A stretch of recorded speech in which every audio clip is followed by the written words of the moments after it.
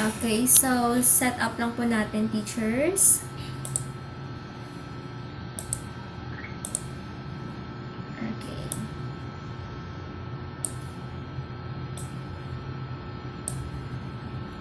Alright, so magandang hapon po sa inyong lahat. Kamusta po kayo dyan? So this afternoon po, or kung ano man po oras ninyo itong napanood, so magandang buhay, magandang araw. So, at this video, pag-uusapan po natin, konting drill sessions tayo sa professional education. Okay. But before that, of course, huwag natin kalimutang manalangin.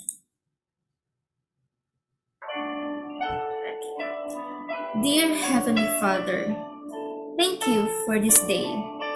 Thank you for the blessings you have given to us and the opportunities we have learned. Please bless us with wisdom and understanding as we about to learn and your plan for our life today.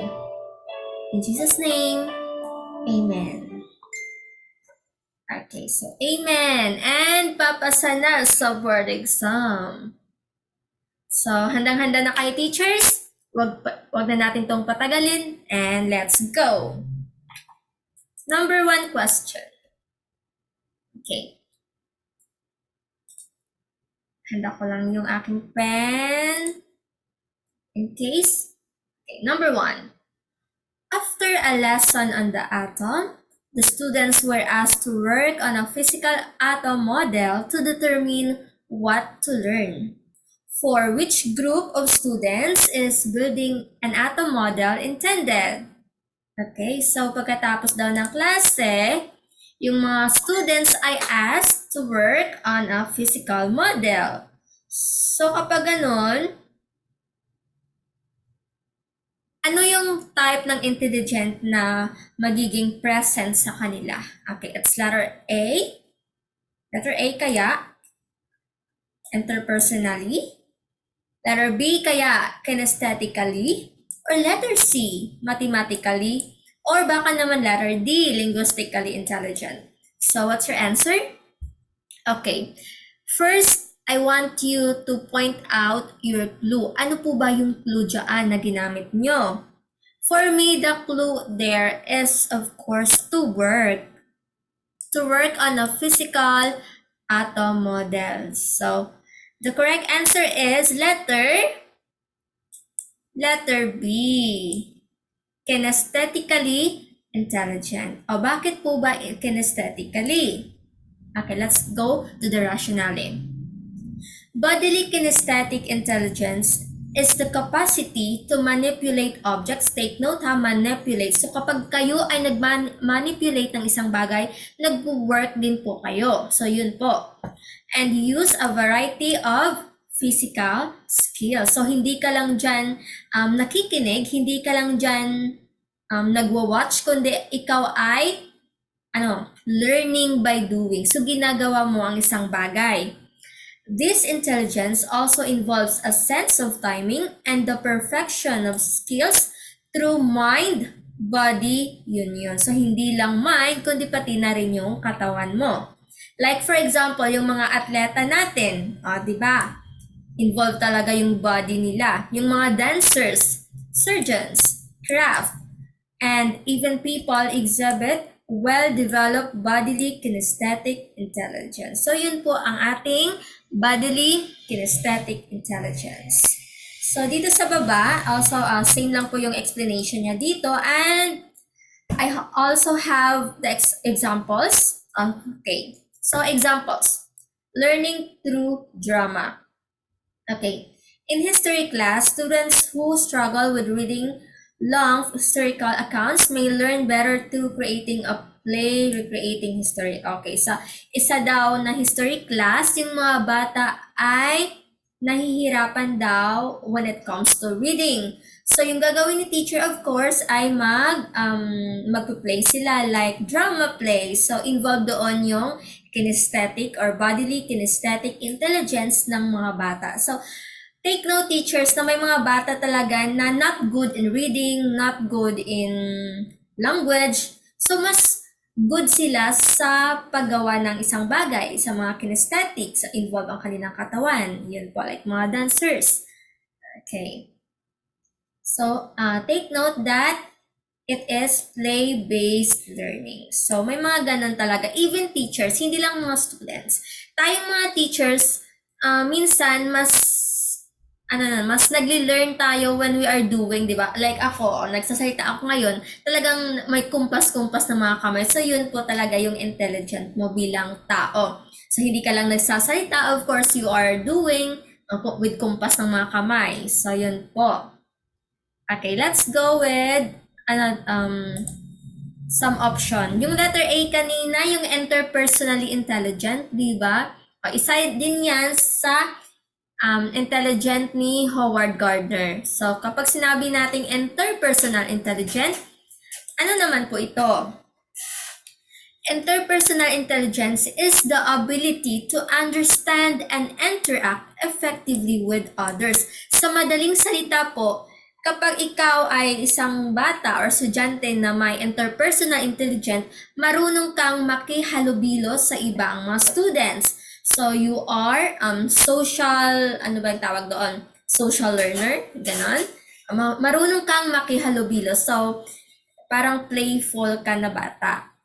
Marami kang friends, ganon. Hindi ka OP or out of place.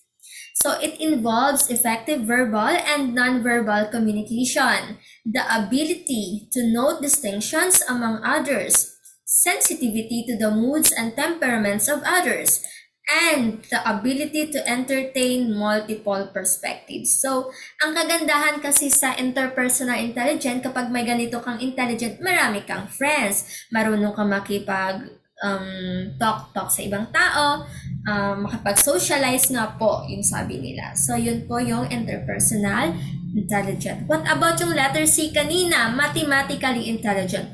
From the word mathematically. So, makapag-think ka na yung bata na yan ay matalino sa mathematics, sa mga numbers, sa solving problems, di ba?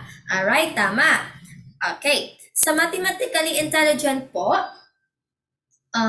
this is to think conceptually and abstractly and capacity to discern logical or numerical patterns. So, yun nga po yung kaninang sinabi ko na yung bata na mathematically intelligent ay matalino sa mga numbers, solving problems, logical thinking, mga ganun po sila.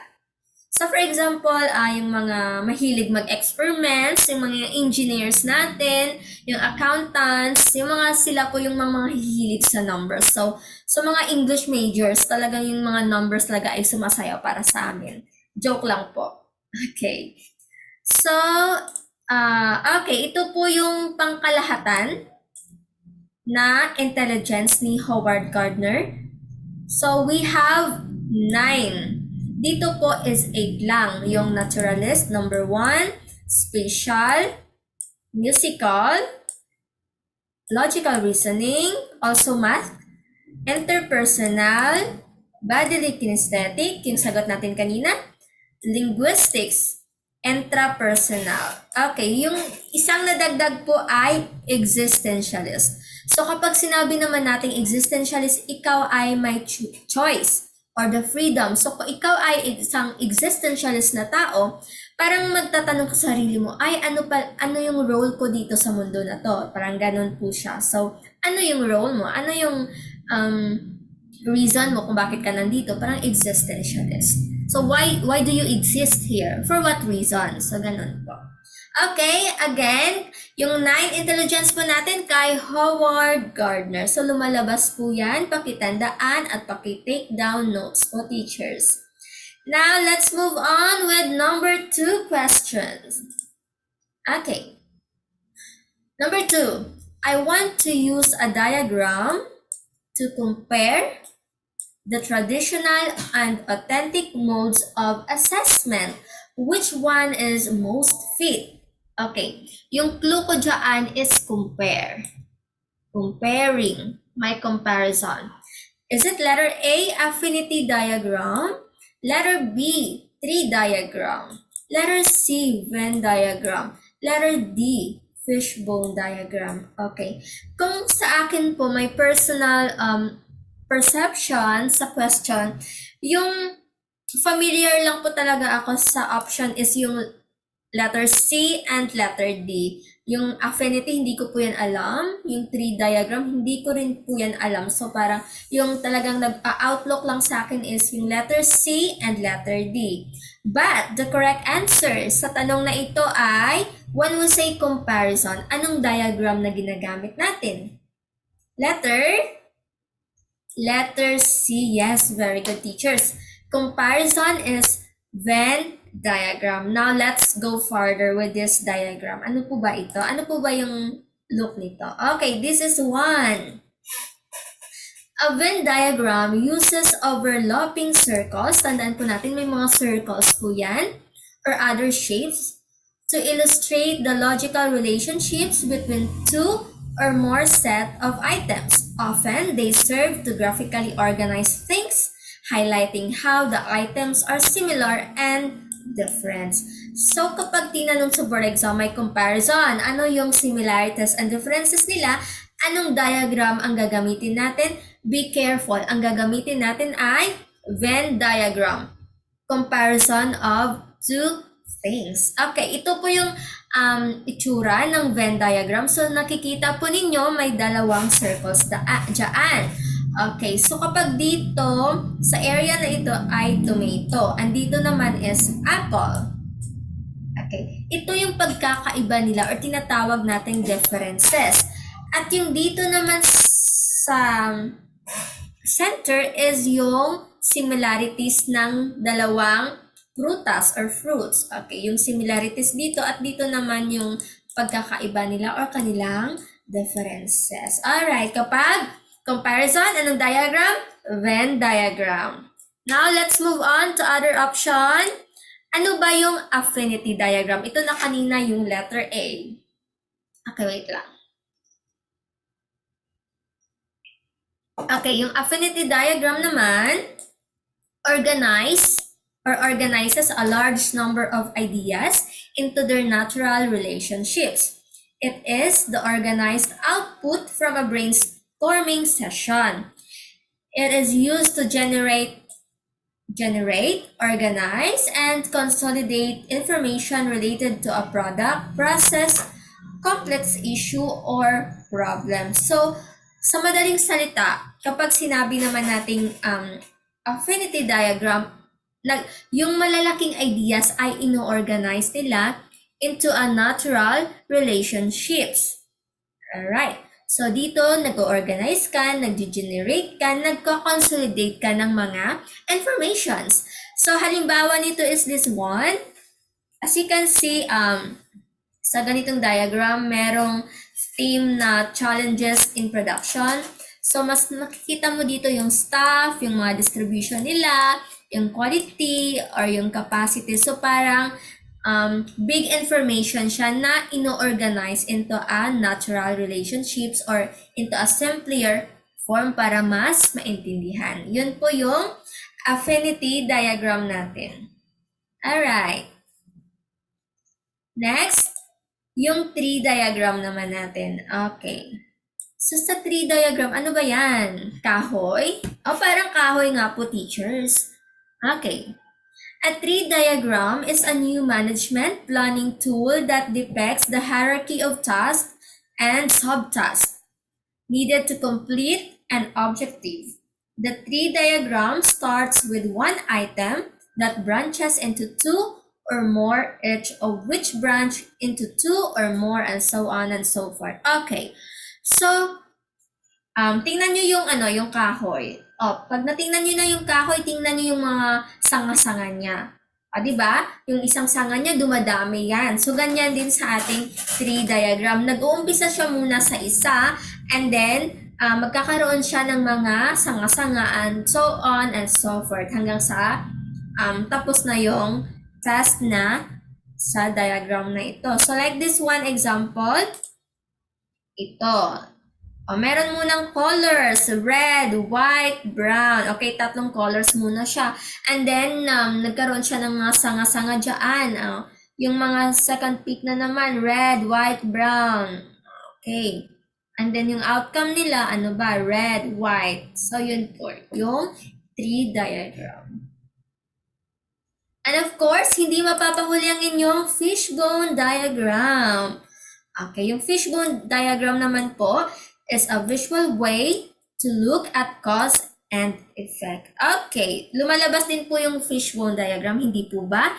Alright, sa fishbone diagram naman, tatandaan natin ang cause and effect. So kapag may cause and effect, ang sagot ay fishbone diagram. Kapag naman comparison of two things, ang sagot ay Venn diagram. Alright. So yun nga po, it is a more structured approach than some other tools available for brainstorming causes of a problem. Example, the 5 whys tool, the problem or effect, is displayed at the head or mouth of the fish. So paano po siya gawin? So, kung hindi ka marunong mag-drawing, pwede naman yung mga lines lang. Basta fish siya. Fishbone. Alright. So, sa ulo ng fish, diyan nakalagay yung effect ng problem. Ano po ba yung epekto niya? Like for example, poverty. O, yung epekto ng poverty, marami. So, ilalagay mo dyan. And then, syempre yung mga, ano ba yung tawag dun sa sa isda, gilis? Yung mga bone niya, dyan mo ilalagay yung cause. Anong cause ng pinagmulan, bakit may poverty? Dahil walang trabaho ang mga Pilipino, ganon. Okay, so yun lang po kapag cause and effect, fishbone diagram. Madali lang po yan, teachers. Nung high school, parang na-discuss na po yan. Okay. So, let's go to number 3 question. 2 points na po ba agad, teachers? Perfect yun na yan. Hanggang 15 ito. Let's go to number 3 questions. Assessment is said to be authentic when the teacher, letter A, considers students' suggestions in teaching. Letter B, gives valid and reliable paper and pencil tests. Letter C, gives students real-life tasks to accomplish.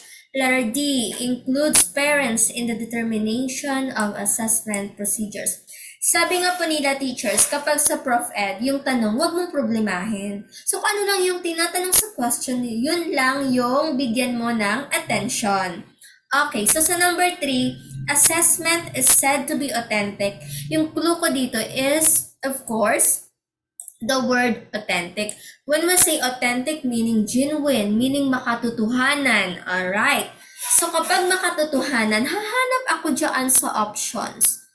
May word ba dyan na magbibigay sa akin ng sagot na sa clue ko na makatotohanan? Letter A kaya, consider student suggestions in teaching. Suggestions? Letter B kaya, paper and pencil test. Kapag sinabi natin paper and pencil test, yan po ay traditional. So, X na natin yan. X na natin si option B. Letter C kaya, give students real-life tasks to accomplish. Aha, may real-life task, maaaring ito yung sagot natin. Or letter D kaya, includes parents in the determination of assessment procedures. Sasali si parents sa ating mga assessment procedures, pwede din.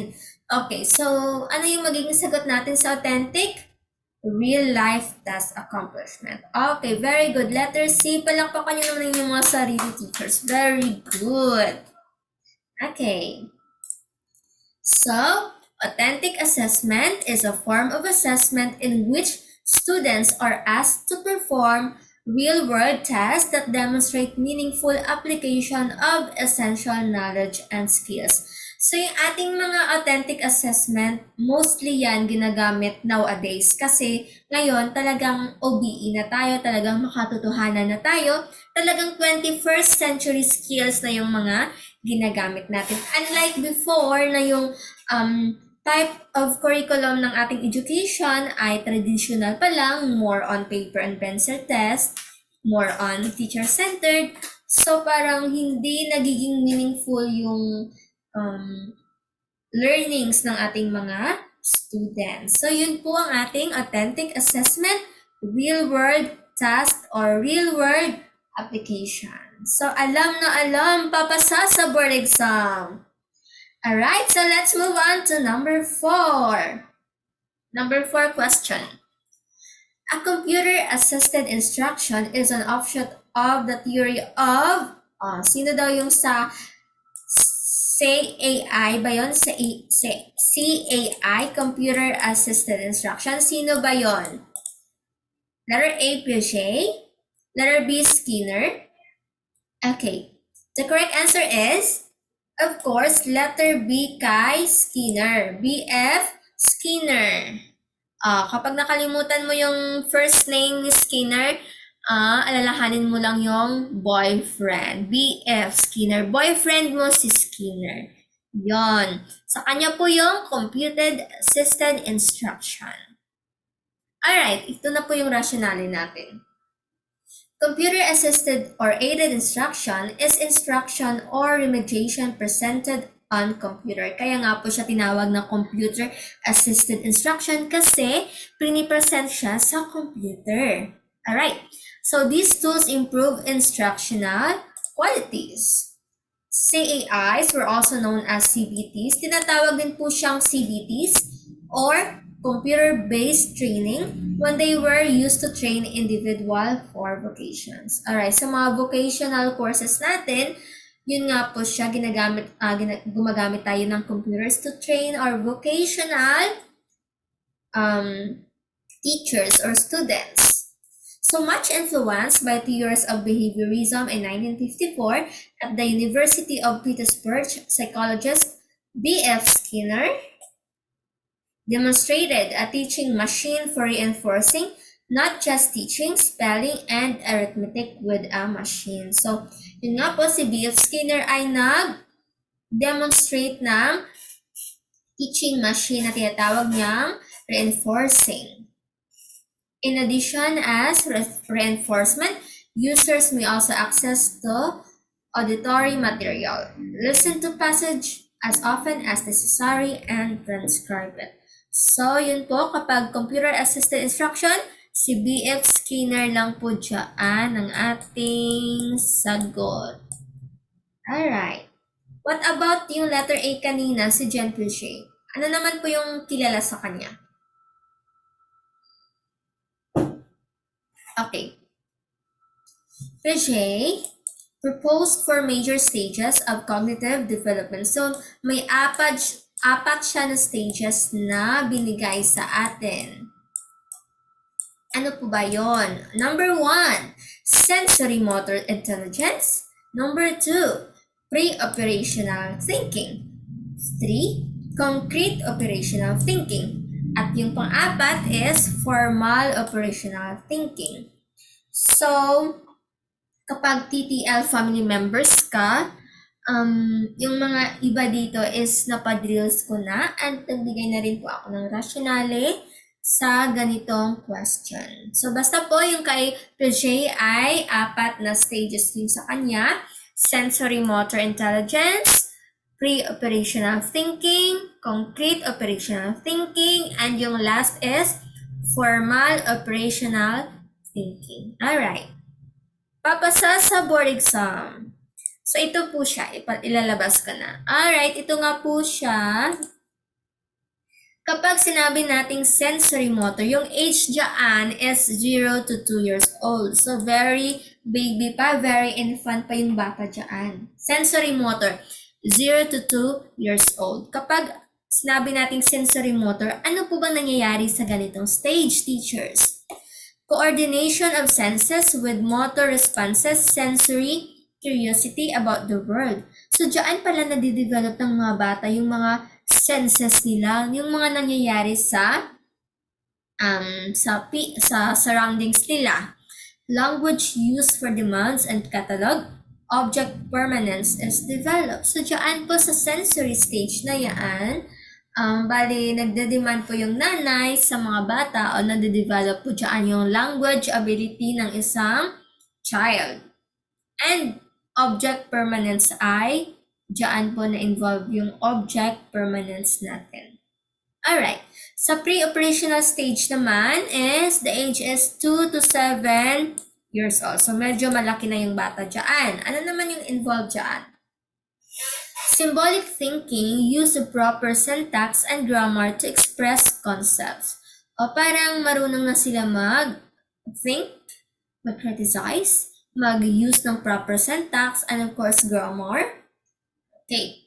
Imagination and tuition are strong. So, masyadong strong na yung kanilang mga imagination dyan. But complex abstract thoughts are still difficult. Pero daw, yung mga abstract thoughts nila ay hindi pa nila na fully achieve.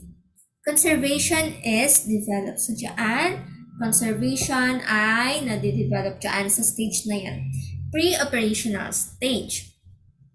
And next is concrete operational. Anong edad? 7 to 11 years old. Alright. Concepts attached to concrete situations, time, space, and quantity are understood and can be applied but not as independent concepts. So, sa stage na yan, kaya na nila think ng mga concrete situations, yung mga mas ma-understood na nilang isang bagay and mas ma-applied na nila, pero hindi yung need pa rin nila ng help ng mga mas nakakatanda sa kanila. Alright. Kasi imagine 7 to 11 years old, di ba? Parang mga pang grade 6 ka na. Grade 4? Grade 4 ata to grade 6 na. Last is formal operational. So, ito naman po yung 11 years and older. So, nasa high school level ka na po. Theoretical, hypothetical, and counterfactual thinking, abstract logic and reasoning, strategy, and planning become possible. So, concepts learned in one context can be applied to another. So, dito po sa formal operational, kaya na ng bata na mag-apply ng isang konsepto to another concept. So they can now think more critically, more hypothetically, and of course, mas nagiging strong yung kanilang reasoning dito. Siyempre, nasa high school years ka na po dito, at talaga namang mas nakaka-think mo na, alam mo na yung anong tama at saka yung anong mali dyan. So, yun po yung 4 na stages ni Piaget. Alright, now let's move on to number 5. Number 5 na po tayo. Okay. When a teacher teaches the idea that it is wrong to think that Filipino lifestyle, products, and ideas are inferior to those of other nationalities, he fights against, dito na talaga. Kapag daw ang teacher ay may idea na that is wrong to think that a Filipino lifestyle, o kapag daw si teacher may idea na nag-think siya na yung Filipino lifestyle, yung mga produkto ng mga Pinoy, yung mga ideas ng mga Pinoy ay mas inferior or mas angat, okay, mas angat sa ibang nationalities, sa ibang country, ano yung pinaglalaban niya? Okay, ano daw yung pinaglalaban niya kapag naniniwala siya na ang Filipino lifestyle, yung mga produkto ng mga Pinoy, yung mga ideas ng mga Pinoy ay mas angat or mas inferior sa ibang nationalities or sa ibang country, sa ibang culture. Ano yung pinaglalaban niya? Letter A, acculturation. Letter B, ethnocentrism. Letter C, xenocentrism. Okay, what's your answer? Okay. The answer is letter C. The correct answer is letter C, xenocentrism. Ma'am, or teacher, coach, bakit naman xenocentrism? Ito na nga po yung explanation. Xenocentrism is the presence for someone else cultures, products, styles, or ideas rather than one's own. Preference daw ng ibang kultura, ibang produkto, ibang style, ibang ideas, rather than sa iyong sa yung culture, sa yung products, basta mas inferior yung ibang bansa kaysa yung bansa mo. Okay. Ito ay opposite ni ethnocentrism. Yung xenocentrism, opposite ni ethnocentrism. The feeling that one's own culture is inferior.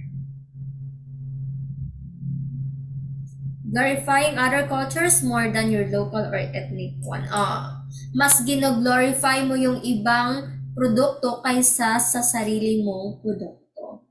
So, minsan, yung mga Pinoy, hindi lang pala minsan, so mostly, tayong mga Pinoy, mas very fond tayo using or buying other products like yung mga China products, di ba po? So, mas nagiging inganyo tayo bumili ng mga products ng ibang bansa kaysa yung mga sariling atin.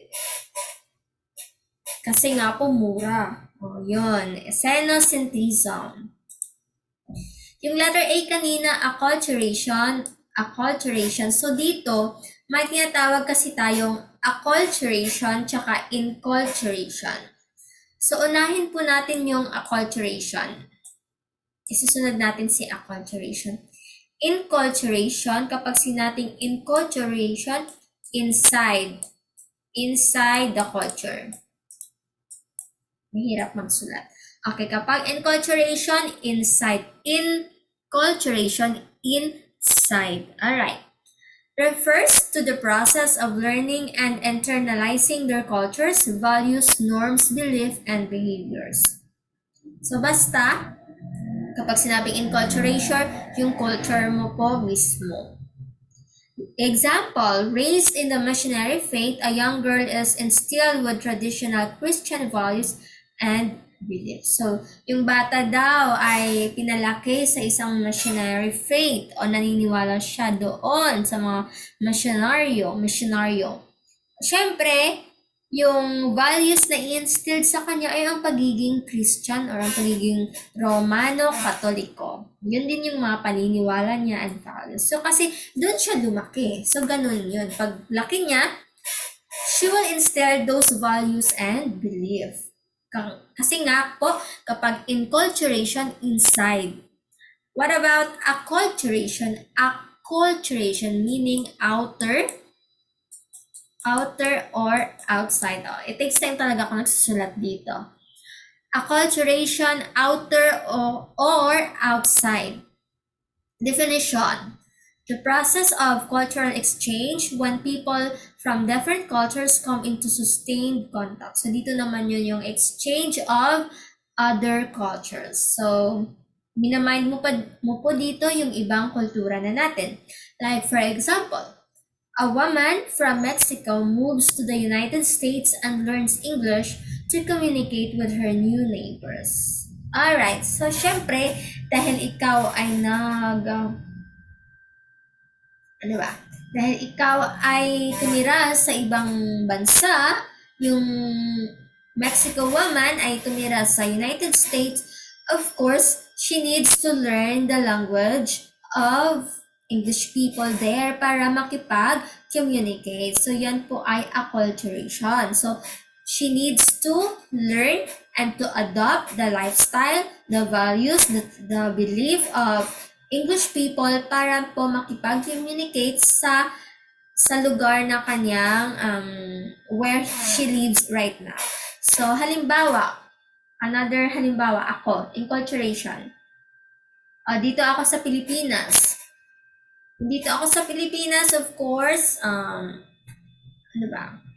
lumaki ako, or ang nanay tatay ko ay isang Iglesia ni Cristo. Dito sa Pilipinas po ang nanay at tatay ko ay isang Iglesia ni Cristo.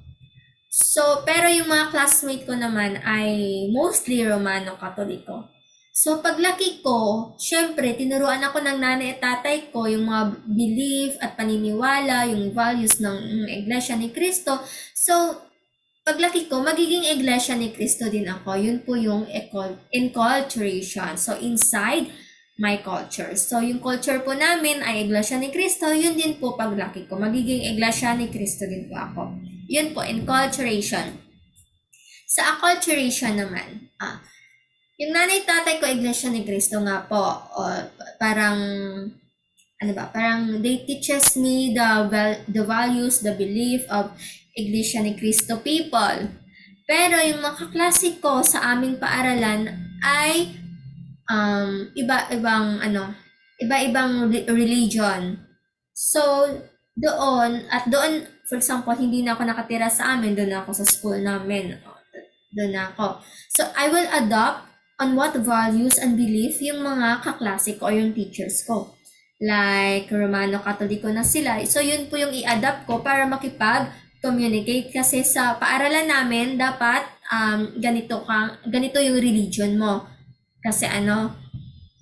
Kasi pino-force nila na magiging ganito yung religion mo. So that is acculturation. Bale, ibabaliwala ko or isa-set aside ko yung religion ng nanay at tatay ko kasi nga po, mas focus na ako doon sa school namin at yun ang susundin ko kasi doon na rin ako nakatira, doon parang it evolves sa aking paaralan. So, yun nga po, susundin ko na yung Roman Catholic ko na religion. That is acculturation. Laban sa pangarap. Okay, may isa pa tayong option kanina, ethnocentrism. Napapaos na po ako. Ano pa lang tayo? Item number 5. Okay. Ethnocentrism. Kapag sinabing ethnocentrism, is the belief that your culture is natural and correct while other people's cultures are incorrect, unnatural, or inferior. Okay. Kanina, xenocentrism, yung culture mo, yung culture ng ibang tao or yung culture ng ibang country is mas angat kaysa sa culture mo. So, yung culture ng American ko na friend ay mas angat kaysa sa culture ko. Yun po yung xenocentrism. Sa ethnocentrism naman, yung culture ko bilang Pinoy ay mas angat kaysa sa culture ng mga friends ko na mga American, mga Spain people, ganon. So, mas angat yung culture ko bilang Pinoy kaysa sa ibang culture. Alright. So, ethnocentric people think the ways they do things, the way things should be done, and every other culture's way of doing things is unsavory or undesirable. Ethnocentrism can be a contributing factor to prejudice, racism, and xenophobia. In all these instances, you're considering yourself and your culture to be the best compared to all others. Parang yung epekto nito is, yung culture ko very best. Ganon. So, walang pakialam yung ibang culture yan. Basta yung culture mo, super, super, super proud ka. Diba? Dapat naman talaga maging proud ka sa culture mo. Kaya nga, sasabi nila nga, tangkilikin ang sariling atin. Diba? Ethnocentrism lang sa kalak. Yan nga po, ethnocentrism. Ikaw po ba, ano ka? Xenocentrism or ethnocentrism? Ako gusto ko maging ethnocentrism. Hindi naman sa syempre, kung ano yung sa'yo, syempre dapat magiging proud ka, di ba? Kung bilang Pinoy ka, magiging proud ka. Syempre, ganun din yung ibang country. Proud din sila kung ano sila. So, ethnocentrism, yun po siya. And let's move on to number 6. Alright. So, sa lahat ng mga nakakapanood nito, paki-share po sa ibang mag-e-exam din ngayong September para naman po makita nila yung blessings. Share nyo po yung mag-share +10 sa board exam. Papasa. +10 sa board rating. Teachers please share nyo po sa ibang mga friends nyo, colleagues na mag-e-exam din this September or sa mga next year pa para po makita nila at makapag-advance study na rin po sila sa professional education. Salamat! Okay! Now, let's go to number 6. Namamaos na nga po ako, teachers. Shout out sa aking Top the Left family. Alright, number 6. Teachers often complain of numerous non-teaching assignments that adversely affect their teaching. Does this mean that teachers must be preoccupied only with their teaching? Si teacher da nagko-complain dahil marami na siyang ginagawa. Na maybe labas sa kanyang teaching hours. So, ano po ba ito? Tama po ba ito or mali? Letter A. Yes, because teaching is enough full-time job. Tama daw po kasi yung pagiging teacher or yung teaching natin ay full-time job. So, tama lang na tumanggap ka ng mga overload works. Letter B. Yes, justice demands that they be compensated appropriately if they are given other assignments. Yung letter B naman daw, yes, pero dapat may justisya na kung bibigyan ka ng more assignments, dapat compensated yon. Okay, compensated yon. Yung letter C, no, because every teacher is expected to provide leadership in activities for the betterment of the communities while they live and work. So, yung letter C naman daw, okay lang yan. So, bilang teacher, kailangan mo talagang ma-expect na mag-provide ka ng extra time mo sa mga various activities. So, paano naman kapag pagod ka na, di ba? Parang wala ka namang right para magpahinga. Ganon. Letter D, no, they are also babysitters, especially in preschool. Yung mga preschool teacher natin, okay lang kaya na mag-accept kayo ng mga more loads or activities? Kasi okay lang daw yan, kasi babysitters nga po yung mga preschool teachers. Tama ba yan? Okay. So, the correct answer is letter B. The correct answer is letter B. May tubig na kami. Wait lang. Sayang yung tubig sa kuryente. I'm back! Alright, so the correct answer is letter B. Yes, justice demands that they be compensated appropriately if they are given other assignments. Siyempre, bilang teacher, kailangan natin yun, di ba? Hindi naman tayo superhero para hindi mapagod. Alright, so this is according to RA section 13, teaching hours. Any teacher engaged in actual classroom instruction shall not be required to render more than 6 hours of actual classroom teaching a day. Tama. Ang sabi, kung ikaw daw ay isang guro sa loob ng classroom, dapat yung teaching hour mo ay 6 hours lang. So, pag sumubra ka na dyan, anong mangyayari? Which shall be so scheduled as to give him time for the preparation and correction of exercises and other work incidental to his normal teaching duties. Provided, however, that where the exigencies of the service so require, any teacher may be required to render more than 6 hours, but not exceeding 8 hours of actual classroom teaching a day upon payment of additional compensation at the same rate as his regular remuneration plus at least 25% of his basic pay. RA 4670. Take note ha. Bilang teacher, tayo, nagtuturo tayo within 6 hours sa loob ng room natin. At yung pag-stay natin sa loob naman ng paaralan ay 8 hours. Kung saan included dyan yung mga checking of papers, yung paggawa ng mga presentations when you are discussing, so doon na po involved. So kapag po nag-exceed ka pa sa ganyang oras, of course, you are compensated with your right na sa RA for 670. You are compensated at the same rates sa iyong regular salary. Of course, 25% of your basic pay. So, yan po ha, teachers ha. So, hindi naman tama na tanggap lang tayo ng tanggap ng works, Lalo na kapag tapos na naman yung oras natin.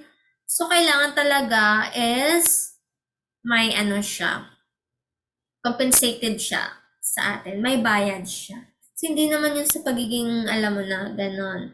So, sa pagiging right mo na lang bilang teacher. Alright. Alright. So, sana ako ganun din. Chika. Char. Alright. Let's move on. Number 7. In the context, sana yung pen ko, nawala. In the context of Brunner's principle of knowledge representation, which is the inactive phase of the lesson of fractions. Alright. Tandaan niyo po yung tatlo, yung inactive, iconic, and symbolic. Kapag TTL family member ka, na-discuss ko po yan. Inactive, iconic, symbolic. Alright, so dapat sa mag-board exam ngayong September, alam nyo na po yung difference ng tatlo. Okay, go back with our question. Dito daw saan dyan yung inactive phase sa lesson na fractions. Letter A, presenting the pizza and cutting it into 2 and 4. Letter B, using the model fractions. Letter C, writing the fractions 1/2, 1/4, and 1/3 on the board. Letter D, asking the meaning of 1/2, 1/4, and 1/3. What is your answer, teachers? Kasi ang tinatanong dyan is inactive. So, alin dyan yung inactive? Kapag sinabi mong inactive, ano yun? Ano yung inactive? Yung gagawin mo, of course, from the word active. The correct answer for number 7 is letter A. Alright, bakit po letter A? Sige, yung tinatanong natin is inactive. Let's go with rationale. Alright, ito nga po yung Brunner's 3 modes of representational thought. First, the inactive phase, then the iconic phase, and finally, the symbolic phase. Yan po yung tatlo na stages ni Brunner. Kapag sinabi nating inactive phase or inactive knowledge, is stored primarily in motor responses. Kapag sinabing motor, of course, you are doing there. In this stage, individuals are learning motor skills, experimenting with, and learning to manipulate objects. An example would be teaching someone how to play the hand-clapping game Patty Cake. In the game Patty Cake, the motions are learned by making the motion. It would be tough to teach someone this game by verbally describing the actions. Alright, sige, punta tayo ulit sa question. So, ito yung question kanina. Inactive. Yung letter A, presenting the pizza and cutting it into 2 and 4. So, bilang teacher, ikaw ay mag-present ng pizza. Hello class, this is a pizza. Mag-present ka dyan and you will cut the pizza into 4. I-cut mo na siya. 1, 2, 3, 4. Alright. Letter B, using the model of fractions. Kapag using, parang ginamit mo lang. Parang wala namang active dyan na involved. Parang walang doing. Yung sa letter A kanina, may doing dun kanina kasi you are cutting. So, okay, may doing, cutting. Letter C, writing the fractions on the board. Kapag sinabing writing, parang nagsulat ka lang ng 1/2, 1/4, 1/3, ano na, wala na. Letter D, asking the meaning. Kapag asking the meaning naman, nagtanong ka lang naman kung ano yung kahulugan ng 1/2, 1/4, 1/3. So, yun nga po, yung correct answer natin is letter A. I-present mo yung pizza and of course, you will cut the pizza into 4. Like 1/2, 1/4, 1/3, and so on.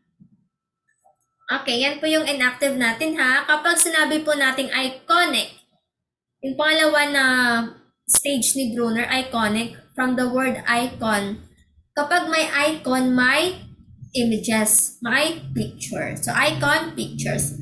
Kapag naman symbolic, kapag may symbols, may letters. Letters, yes, very good. I explained this na already. Okay, now number 8 na tayo. Number 8. The use of drills in the classroom is rooted in And Thorndike's law of, alright, yung drills daw sa classroom natin, law of ano yan? A, law of readiness. Letter B, law of exercise. Alam na alam yan ng mga TTL ko dyan. The correct answer is letter B, law of exercise. Siyempre, kasi kaming mga TTL members, more on law of exercise kami. Nagbibigay ako ng drills araw-araw. So, of course, para matuto sila at mas ma-enhance pa nila yung test-taking skills nila. Alright, so law of exercise.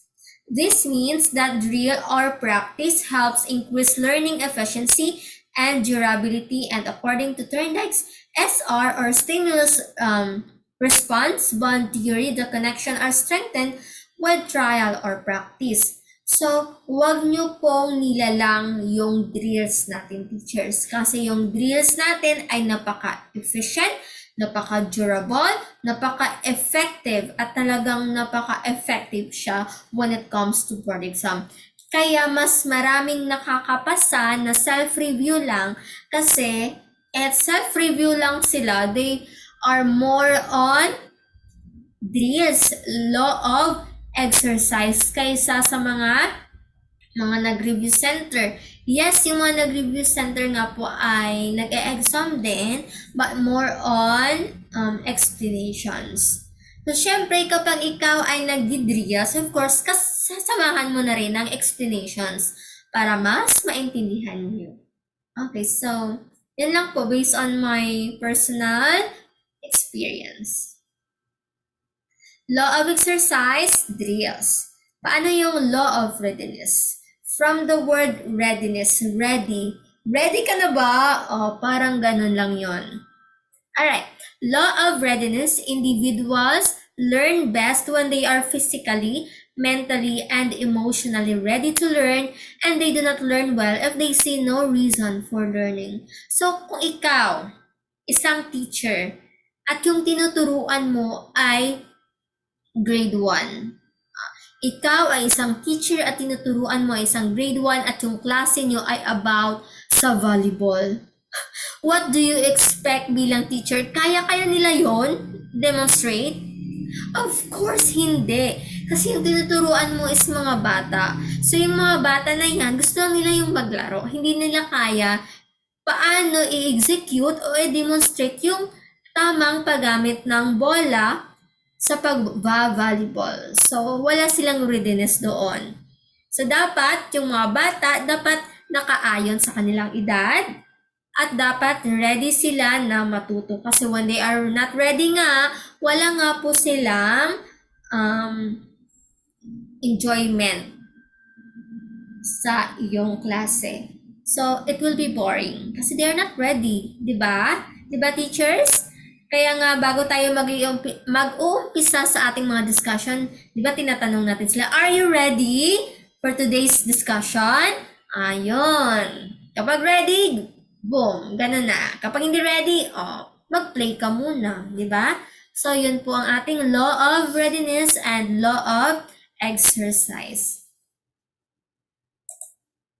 Now, let's move on to number 9 question. Number 9 pa lang tayo.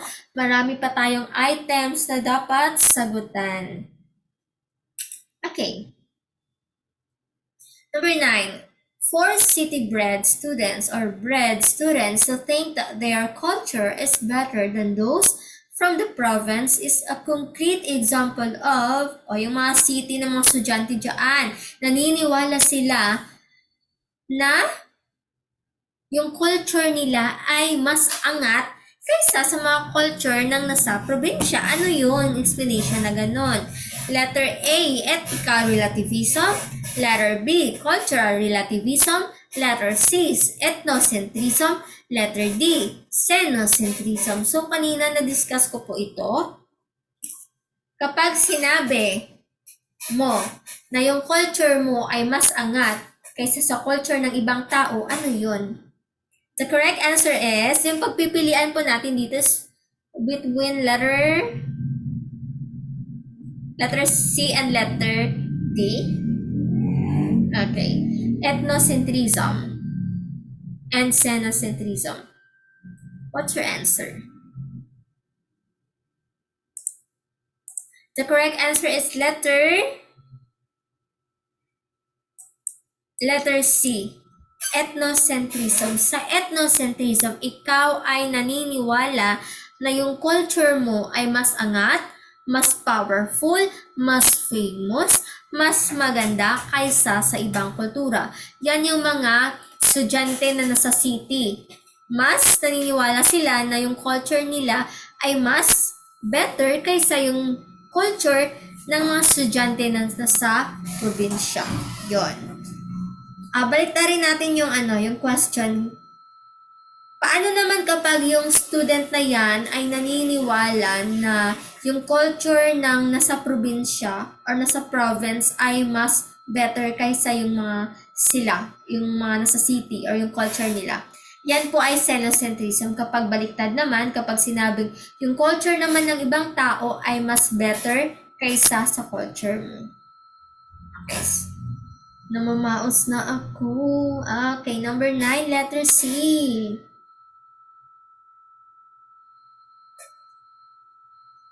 Okay, let's go to number 10. Which is a characteristic of an imperfect type of matching test? Alin daw or ano daw yung characteristic ng bilang isang imperfect type of matching test? Yung mga matching test natin, ano po ba yan? Di ba parang yung kinoconnect natin, yung match natin yung letter A, andun sa kabilang side. Yan po yung match test.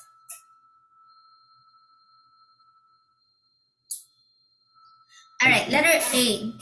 An item may have no answer at all kapag daw ang isang item ay walang sagot. Imperfect kaya yun? Letter B. An answer may be repeated kapag yung sagot ay na-repeat siya. Imperfect kaya yun? Letter C. There are 2 or more distractors. Alright. Kapag maraming distractors, imperfect kaya yun? Letter D. The items in the right and left columns are equal in number. Imperfect kaya yun kapag equal ang numbers? The correct answer is letter letter B. Bakit? Alright. Kasi ang sabi, anong sabi? Ang sabi, ang isang imperfect matching type, di ba dapat may column A, may column B. Yung tanong is nasa column A, yung sagot ay nasa column B. Okay. In an imperfect matching type, the number of premises in column A is not equal to the number of responses in column B or vice versa. So kung hindi equal, imperfect po siya. The response or premise can be used more than once which means it may be repeated. So kapag hindi equal yung sagot or kapag hindi equal yung number sa column A sa column B, imperfect siya. Another example na imperfect siya kapag inuulit yung sagot. So, imperfect din siya. Go back with the question. Kapag walang sagot, hindi siya part ng imperfect type. Kapag inuulit ang sagot, part siya ng imperfect type. So, the answer is letter B. Kanina may sinabi din na sa letter D natin, the items in the right and left are columns equal in number. Ito po ay imperfect. Kapag equal po siya, yung item sa column A at saka yung item sa column B equal, yan po ay isang perfect type of matching test. I remember noon sa science, talagang sa science talaga nangyayari yan, no? Yung mga matching type of test. Yung parang kinoconnect mo siya. So I remember na minsan yung sa column B, mas sumusubra yung yung letters or yung mga sagot. So imperfect pala siya kasi dapat lang kung ano number of items yung sa column A, dapat congruent din. Kung 12 lang yung question, dapat 12 lang din yung sagot sa column B. So ganun yung perfect. Imperfect na siya kapag nag-13, nag-14, talagang malilito yung mga bata dyan. Anong pipiliin? Kasi may pasobra si teacher. Alright. So, let's move on with number 11. A teacher has not practiced his profession for 5 years. Si teacher ay hindi niya na-practice yung kanyang pagiging teacher for almost 5 years. Ang tanong, makakabalik kaya siya agad sa kanyang teaching career? Letter A, yes, if nobody can take his place. Oo daw, kapag walang teacher na sa kanya, ano ba yon? Or may free na na position, ganun. Letter B, no, unless she has enrolled in a refresher course of 12 units.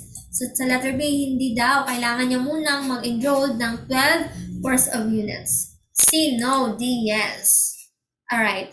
So kapag may mga ganitong tanong sa sa professional education, out mo na si C or si D kasi mas angat yung my explanation. But make sure na babasahin niyo pa rin siya, teachers.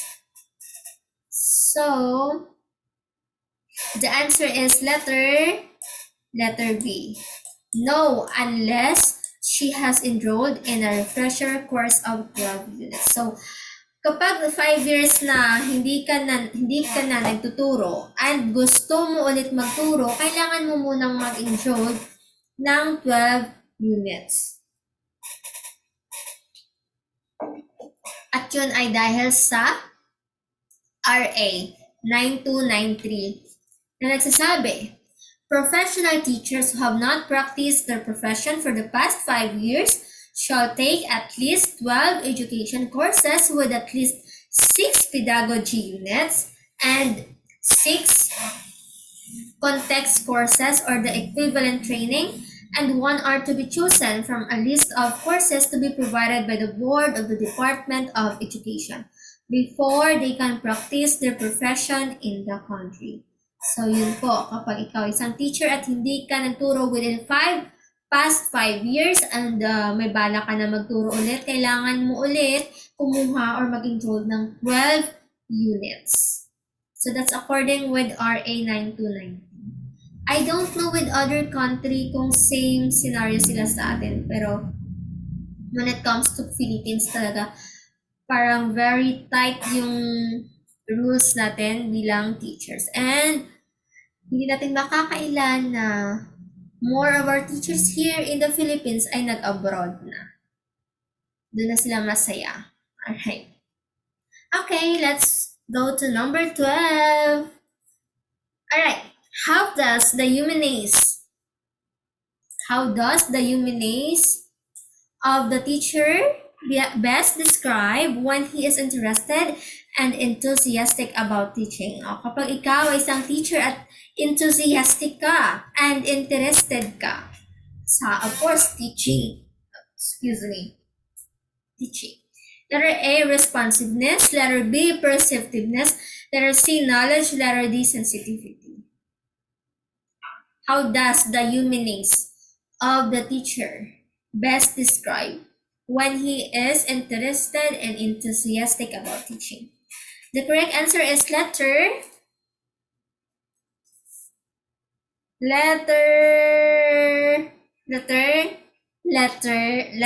D. Sensitivity. Bakit? Sensitivity. Ay, naalala ko sa sensitivity, yung advertisement na Sensodyne, sensitivity. Charot! Alright. Okay. Research tells us that teachers who are aware of and respond to each child supportively facilitate the ability of all children in the classroom to explore actively and learn. Teacher sensitivity is not about how nice or how caring you are. Instead, it's about how teachers demonstrate awareness and responsiveness to children's current academic and emotional abilities and needs. Okay, so yung teacher sensitivity, yung pagiging sensitivity, yung pagiging sensitivity ni teacher ay hindi lang daw sa pagiging caring niya or ang pagiging how nice niya, kundi pagiging sensitive niya sa pag-respond ng children's problem, children's academic abilities, and kung ano yung needs ng students. So, yun po yung sensitivity, humanness, makatao. Alright. Now, let's move on. Number 13. Using Bloom's taxonomy, the highest among the following is... Okay, kay Bloom's taxonomy, ano yung pinaka-highest? Highest. Letter A, critical evaluation. Letter B, integration. Dalawa na lang yung option natin para mas mabilis.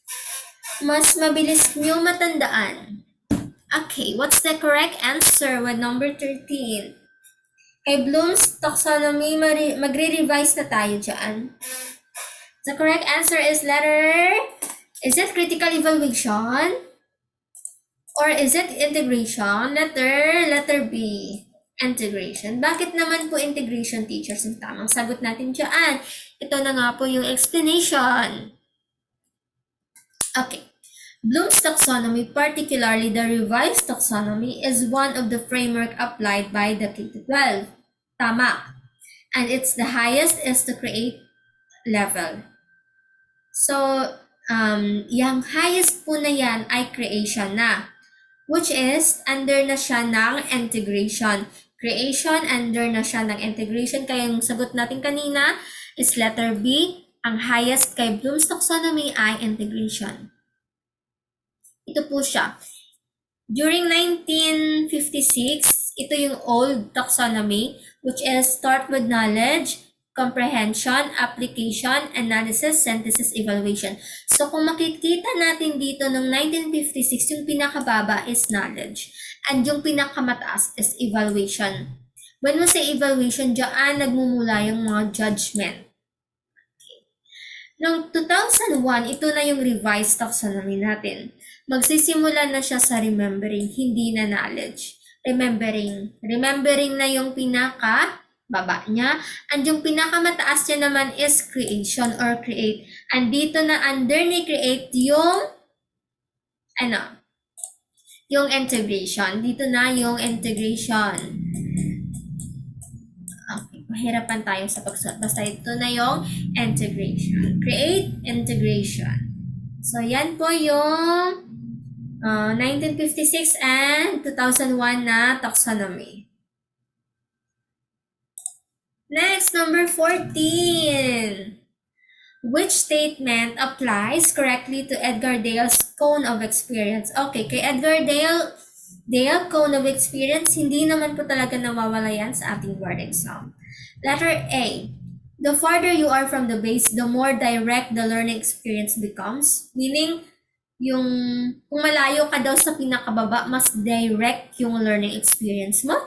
Letter B, the farther you are from the bottom, the more direct the learning experience become.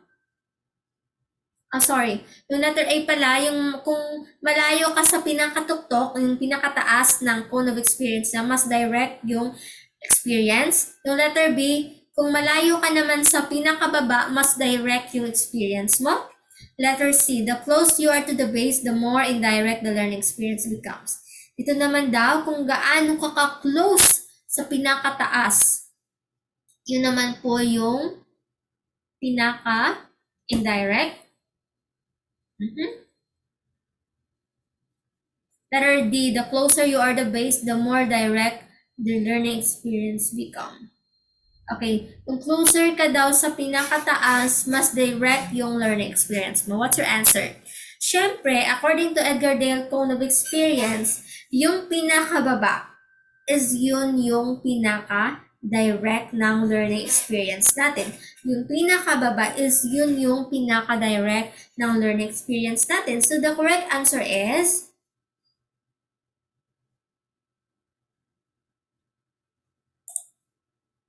Ito na siya na. Letter B, the farther you are from the bottom, the more direct the learning experience becomes. The close. The farther, meaning kung malayo ka sa bottom. Right. Okay. At the base of the cone of experience, we learn through first-hand participation, responsibility for the outcome. It is the rich full. Sige, ito na po yung kanyang cone of experience. So, makikita nyo po dito sa pinakaibaba, yan po yung mas pinaka-direct na experiences, which is tinatawag siyang direct purposeful experience. Sinundan siya ng contrived experience. Dito na po yung mga mock-up replicas, dramatized experience, of course, yung mga drama, demonstration, field trips, exhibits, educational televisions, motion pictures, audio recording, visual symbols. Verbal, yung pinakatuktok is verbal symbols. So go back with the question, ano yung tamang sagot dito? The farther. Meaning malayo ka.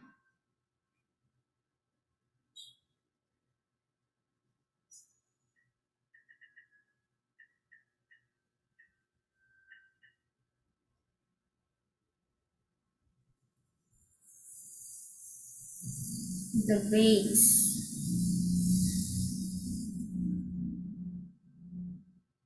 The base is the lowest part. Alright. So yung letter B, kung malayo ka daw sa itaas, mas direct. Tama naman nga. Kung malayo ka sa itaas, mas direct. Meaning, kung malayo ka sa taas, nandun ka sa ilalim, so mas direct. Tama, letter B. Alright. Last question. Number 15. With the indirect instruction in mind, which does not belong to the group. Okay, with indirect instruction in mind daw, alin dyan ang hindi belong? Letter A, lecture recitation. Letter B, experiential method. Letter C, inductive method. Letter D, discovery method. Okay, kapag sinabi nating indirect instruction, ano po ba yun? Teacher-centered or student-centered? Indirect is student-centered. Kapag direct is teacher-centered. Indirect, student-centered. Direct is teacher-centered. Okay. So, alin daw dyan yung hindi indirect? Meaning, hahanapin mo dyan yung direct instruction. Meaning, more on teacher-centered. Yung lecture recitation po ba, teacher-centered or student-centered? Teacher-centered. TC. Yung experiential method po ba, student-centered or teacher-centered? Experiential, more on students, sila mag-perform. Student-centered. Yung inductive method po ba, student-centered or teacher-centered? Naalala ko, ito yung may pinadrill ako na question about inductive method. And yung inductive method ay siya po yung student-centered, meaning more on interaction talaga. So, inductive method starts with specific to general. So, it is student-centered. Yung discovery method po ba, teacher-centered or student-centered? Discovery, syempre, as a student, ako estudyante, mag-discovery ka dyan. So, it is student-centered. Okay, ito na po siya. Sa apat na ito, may isa dyan na iba. So, ito yung iba. Lecture recitation. The correct answer is letter A. Alright. So, lecture recitation is a form of direct instruction that is teacher-centered. Options B, C, and D are all student-centered forms of indirect instruction. So, tandaan natin yun. Kapag indirect, student-centered. Kapag direct, teacher-centered. Kapag inductive, student-centered. Kapag deductive, teacher-centered. So, dahil nga po pinag-usapan natin si inductive and deductive reasoning, ito na nga po siya. Inductive reasoning, magsisimula po tayo sa specific and coming up with conclusions or generalizations. Yan po yung inductive. Kapag sinabi naman natin deductive reasoning, mag-umpisa naman po tayo sa conclusion at mag-come up po tayo sa mga evidence or sa mga examples, specific examples. So, yan lang po ang ating inductive and reasoning. And that's all for our professional education 15 items. 15 items lang po yan.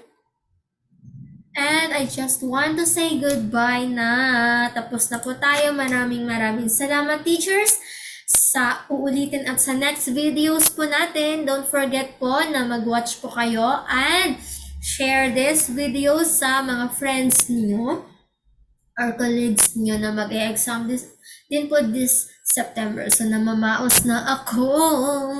So, maraming salamat po. I have to say goodbye. Bye, everyone. God bless. Sa uulitin and shout out sa aking TTL family. Hello po. And long test nyo ngayon. So, sana lahat ay maging top-notcher.